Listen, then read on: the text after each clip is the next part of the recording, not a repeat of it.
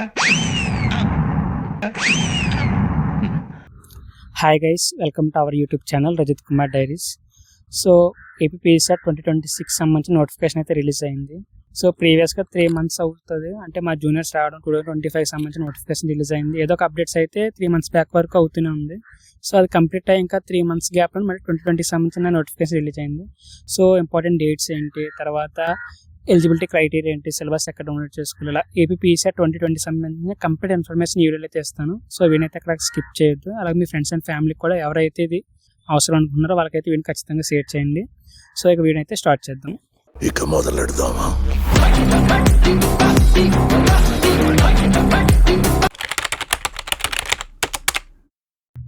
So first వచ్చి ఏపీపీఎస్ఆర్ exam దేనికి, అసలు ఇది ఎందుకంటే ఏపీపీఎస్ఆర్ అంటే Andhra Pradesh post graduation entrance test అనమాట. సో ఎవరైతే డిగ్రీ కంప్లీట్ చేసి పోస్ట్ గ్రాడ్యుయేషన్ చేద్దాం అనుకుంటారో, అంటే లైక్ బీఎస్సీ కంప్లీట్ చేసిన వాళ్ళు, ఎవరైతే ఎంఎస్సీ కంప్యూటర్ సైన్స్ కానీ, ఎంఎస్సీ ఫిజిక్స్ కానీ, లేదంటే ఎంఏ ఇంగ్లీష్, ఎంఏ తెలుగు, అలా ఎంకామ్, బీకామ్, ఇలా అదే బీకామ్ చేసి ఎవరైతే పోస్ట్ గ్రాడ్యుయేషన్ ఎంకామ్ మరి ఎంఏ అలా ఏవైతే పోస్ట్ గ్రాడ్యుయేషన్ కోర్సులు చేయాలనుకుంటున్నారో వాళ్ళందరికీ ఆంధ్రప్రదేశ్ వైడ్ మన రాష్ట్ర వ్యాప్తంగా ఏ అయితే యూనివర్సిటీ నియర్లీ 17 యూనివర్సిటీస్ ఉన్నాయి. సో ఆ 17 యూనివర్సిటీలో ఏ యూనివర్సిటీలో అన్నా మీకు గవర్నమెంట్ సీట్ కానీ ఫ్రీ సీట్ కానీ తెచ్చుకోవాలనుకుంటే సో అందరికీ కామన్గా జరిగే ఎంట్రన్స్ టెస్ట్ అనమాట ఏపీపీఎస్ఆర్ అంటే. సో ఏపీపీఎస్ఆర్లో నువ్వు వన్స్ క్వాలిఫై అయితే ఆంధ్రప్రదేశ్లో ఏ యూనివర్సిటీ కానీ నువ్వు ఎలిజిబుల్. నువ్వు వన్స్ క్వాలిఫై అయితే నువ్వు ఏ యూనివర్సిటీ కానీ అప్లై చేసుకోవచ్చు. నీ ఎలిజిబిలిటీ క్రైటీరియా అన్ని చూసుకుని నీకు ఏ యూనివర్సిటీలో సీట్ వస్తే ఆ యూనివర్సిటీలో చదువుకోవడానికి ఉంటుంది.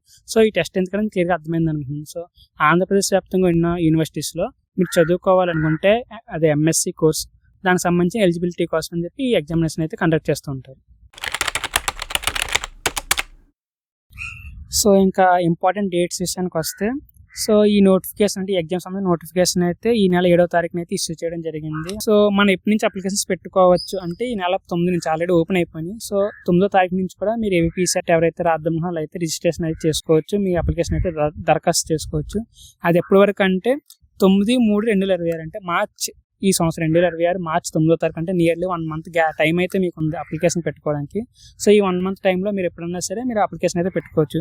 ఇన్ కేస్ ఈ 1 month టైంలో మీరు పెట్టుకొని లేట్ అయినా, అంటే మర్చిపోయినా, ఏదో కారణం వల్ల మీరు డిలే అయినా, ఏదైనా రీజన్ వల్ల మీరు పెట్టుకోకపోతే మార్చి 13వ తారీఖు వరకు కూడా మీకు ఎక్స్టెండ్ చేసి, అంటే ఎక్స్టెండ్ చేయడం అంటే 13వ తారీఖు వరకు మీరు పెట్టుకోవచ్చు. బట్ మార్చి 9లో పెట్టుకుంటే మీకు ఎటువంటి ఎక్స్ట్రా ఫీజు పడదు. బట్ 13వ తారీఖున పెట్టుకుంటే మాత్రం ఎక్స్ట్రా 1000 రూపాయలు కట్టి మీరు ఎగ్జామినేషన్కి అయితే అప్లికేషన్ పెట్టుకోవాల్సి ఉంటుంది.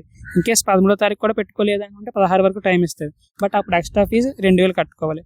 అప్పుడు లేదంటే 19వ తారీఖు వరకు కూడా మీరు అప్లికేషన్ పెట్టుకోవచ్చు, మార్చి 19 వరకు.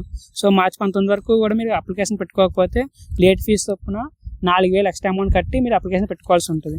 లేదు అప్పుడు కూడా మీరు పెట్టలేదు అంటే ఇక ఫైనల్గా మనకి మార్చి 23 వరకు అయితే టైం ఉంది.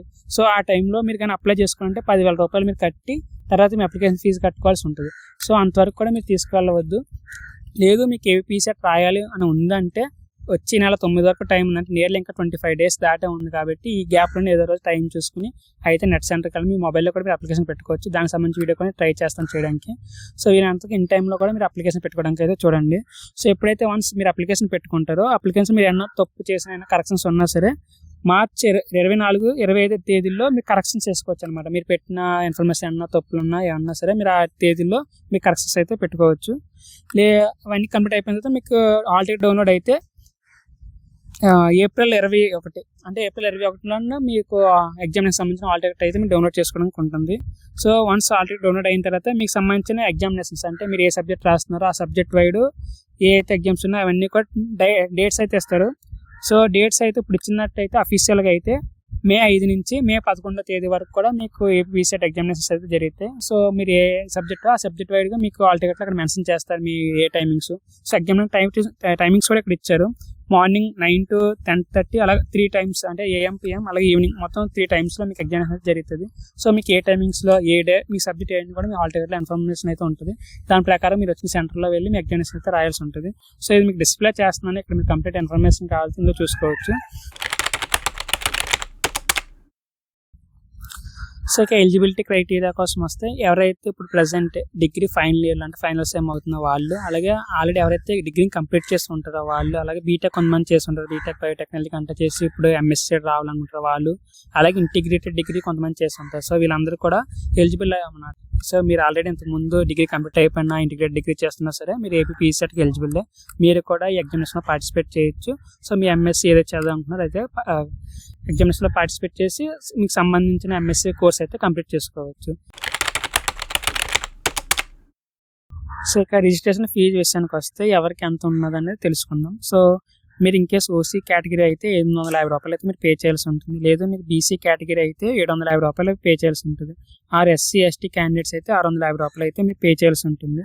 సో ఆన్లైన్ పేమెంట్లోనే ద్వారా అంటే ఆన్లైన్ త్రూ మీరు పేమెంట్ చేయాల్సి ఉంటుంది. ఆ credit card debit card net banking ద్వారా మీరు రిజిస్ట్రేషన్ ఫీజు అయితే వాళ్ళకి పే చేయాల్సి ఉంటుంది. ఫర్దర్గా మీకు అప్లికేషన్ ఓపెన్ అవుతుంది అన్నమాట. సో ఇక్కడ మీకు కనిపిస్తున్న యూనివర్సిటీస్ మొత్తం కూడా ఈ ఇయర్ ఏపీసెట్ 2020 సంబంధించిన ఎగ్జామినేషన్కి పార్టిసిపేట్ చేస్తున్న యూనివర్సిటీస్. వన్స్ మీరు ఇందులో ఏపీసెట్లో ఒకసారి క్వాలిఫై అయితే ఏ యూనివర్సిటీలో అన్నా సరే మీరు అప్లికేషన్ అయితే దరఖాస్తు చేసుకోవచ్చు. సో ఏ యూనివర్సిటీలో మీరు సీట్ రావాలనుకుంటే అక్కడ జాయిన్ అయ్యే ఛాన్స్ ఉంటుంది. సో పార్టిసిపేటింగ్ యూనివర్సిటీస్ అని కూడా మీకు చూపిస్తున్నాను. సో చూడండి.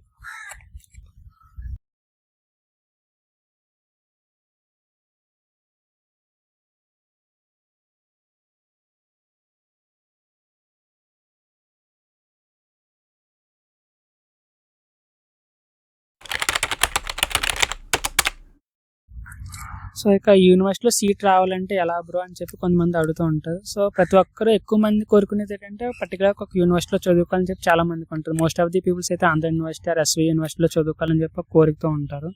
సో అలాగే చాలా వరకు 17 వరకు యూనివర్సిటీస్ ఉన్నాయి. అలాగే ఏ యూనివర్సిటీలో మీరు సీట్ రావాలి అన్నా ఖచ్చితంగా ఫస్ట్ ఎలిజిబిలిటీ అంటే ఖచ్చితంగా మీరు ఎగ్జామినేషన్ అయితే క్వాలిఫై అవ్వాల్సి ఉంటుంది. క్వాలిఫై మాత్రమే మీకు నెక్స్ట్ ఎప్పుడైతే వెబ్ ఆప్షన్ ఉంటే వెబ్ ఆప్షన్కి ఎలిజిబుల్ అవుతారు.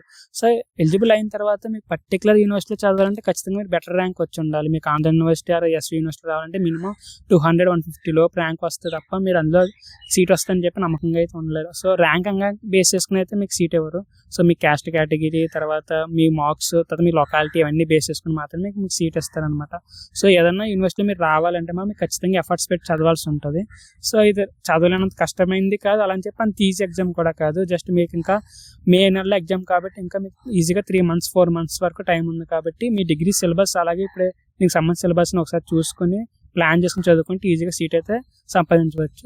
సో ఇంకొక ప్రాబ్లం ఏంటంటే మీరు అనుకున్న సబ్జెక్ట్ ప్రతి యూనివర్సిటీలో ఉండదు. ఉదాహరణకి ఎంఎస్సీ మైక్రోబయాలజీ తీసుకుంటే అది అన్ని యూనివర్సిటీలో అవైలబుల్గా ఉండదు. ఏయూలో కూడా ఉందో లేదో చెప్పలేము. సో కొన్ని యూనివర్సిటీలో పర్టికులర్ సబ్జెక్టులు మాత్రమే ఉంటాయి. అన్ని యూనివర్సిటీల్లో అన్ని సబ్జెక్ట్స్ అయితే ఉండవు. సో ఏవైతే ఇలాంటి మైక్రోబయాలజీ లాంటి సబ్జెక్ట్స్ ఉన్నాయో అటువంటి సబ్జెక్ట్స్ తక్కువ యూనివర్సిటీ ఉండడం వల్ల మీకు పోటీ అనేది ఎక్కువ ఉంటుంది. సో అలాంటి సబ్జెక్ట్స్లో మీరు పర్టికులర్ యూనివర్సిటీలో సీట్ రావాలనుకుంటే మీరు ఖచ్చితంగా ఎక్కువ చదవాల్సి ఉంటుంది. దట్టు ప్రతి సబ్జెక్ట్ సంబంధించి ఒక 40 to 50 సీట్స్ మ్యాక్స్ 60 సీట్స్ వరకే ఉంటాయి. సో అందులో కూడా క్యాస్ట్ కేటగిరీ పేరున అన్ని డివైడ్ చేసి ఉంటాయి కాబట్టి సీట్స్ కూడా లిమిటెడ్ సీట్స్ ఉంటాయి కాబట్టి మీకు బెటర్ ర్యాంక్ వస్తే మాత్రమే మీకు యూనివర్సిటీలో సీట్ అయితే ఎక్స్పెక్ట్ చేయవచ్చు. సో మంచిగా చదువుకుని మంచి ర్యాంక్ వస్తే మీకు ఖచ్చితంగా యూనివర్సిటీలో సీట్ అయితే తప్పకుండా వస్తుంది. సో ఇంక సిలబస్ విషయానికి వస్తే మీరు ఏపీసెట్ 2020 సంబంధించిన అఫీషియల్ వెబ్సైట్లోకి వెళ్తే అక్కడ మీకు సిలబస్ అని చెప్పి కాలమ్ కనిపిస్తుంది. అందులో క్లిక్ చేస్తే మీ సబ్జెక్ట్ ఏదో అక్కడ మీకు సబ్జెక్ట్ కోడ్ ఉంటుంది. ఆ కోడ్ మీ సబ్జెక్ట్ వైజ్ ఆ కోడ్ వైజ్ మీరు చూసుకున్నా మీకు అక్కడ చూపిస్తుంది. సో అందులోకి వెళ్ళి మీ రిలేటెడ్ సబ్జెక్ట్ సంబంధించిన సిలబస్ మీరు డౌన్లోడ్ చేసుకుని చదువుకోవచ్చు.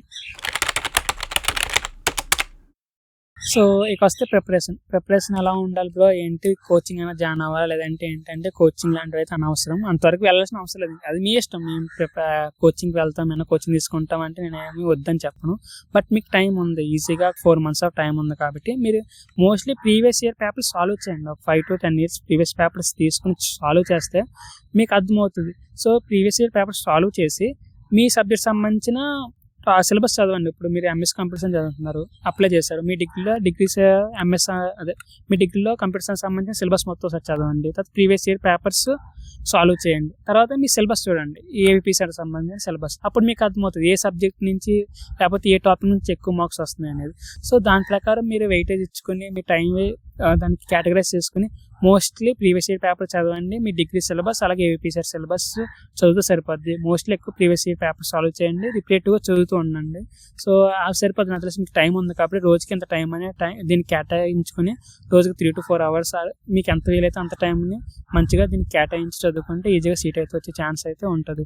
సో ఏపీసెట్ అనే ఎగ్జామ్ అంత క్రాక్ చేయనంత టఫ్ ఎగ్జామ్ అయితే కాదు. సో మరి అంత ఈజీ ఎగ్జామ్ అయితే కూడా కాదు, కొంచెం ఎఫర్ట్స్ పెడితే మీరు అనుకున్న యూనివర్సిటీలో ఈజీగా సీట్ వచ్చే ఛాన్స్ ఉంటుంది కాబట్టి, ఇంకా టైం కూడా ఉంది కాబట్టి సో మంచిగా చదువుకొని మీరు అనుకున్న యూనివర్సిటీలో అయితే సీట్ సంపాదించింది. సో ఇంకొక డౌట్ ఏముంటుందంటే, ఒక సబ్జెక్ట్లోనే మేము అప్లై చేసుకోవాలంటే అలాగేం లేదు. సో మీరు ఉదాహరణకి ఎంఎస్సి కంప్యూటర్ సైన్స్ అయితే మీరు డిగ్రీలో మీరు బీఎస్సీలో కంప్యూటర్ సైన్స్ అయితే బేసిక్ కంప్యూటర్ సైన్స్లో ఏముంటాయి, కంప్యూటర్స్ ఉంటాయి, మ్యాథ్స్ ఉంటాయి, ఫిజిక్స్ ఉంటాయి. సో మా వరకు అలా ఉండి ఇప్పుడు హానర్స్ అనేవి ఉందంటే మేజర్ మైనర్ సబ్జెక్ట్స్ కింద ఉంటాయి. ఇప్పుడు ఇన్ కేస్ మీరు major subject computers, minor subject physics అంటే మీరు రెండాట్లో కూడా ఎంఎస్సీ ఎంట్రన్స్ ఎగ్జామ్ అయితే రాసుకోవచ్చు, ఏపీసెట్ ఎగ్జామినేషన్. బట్ ఎక్స్ట్రాగా ఏ సబ్జెక్ట్ అయితే రాస్తుందో దానికి ఎక్స్ట్రా రిజిస్ట్రేషన్ ఫీజు అయితే అమౌంట్ అయితే కట్టాల్సి ఉంటుంది తప్ప ఇక ఎటువంటి రిజిస్ట్రేషన్స్ అయితే ఉండవు. సో మీరు ఎన్ని సబ్జెక్టులు అయినా సరే మీరు ఎగ్జామినేషన్ అయితే రాసుకోవచ్చు. సో వచ్చిన తర్వాత ఏ సబ్జెక్ట్లో మీకు బెటర్ ర్యాంక్ వచ్చింది, దేని వైపు మీకు వెళ్ళాలనుకుంటుందో దానికి అప్లై చేసుకుని అలా అయితే వెళ్ళొచ్చు. సో ఇది గైస్ వీడియో అయితే. సో ఎవరైతే మీ ఫ్రెండ్స్ అండ్ ఫ్యామిలీ మెంబర్స్ ఏపీసెట్కి ప్రిపేర్ అవుతుందో వాళ్ళకైతే వీడియోని ఖచ్చితంగా షేర్ చేయండి. సో ఎవరైతే ఈ ఎగ్జామినేషన్ కోసం ప్రిపేర్ అవుతుందో అందరికీ all the best. So thanks for watching. Have a nice day guys.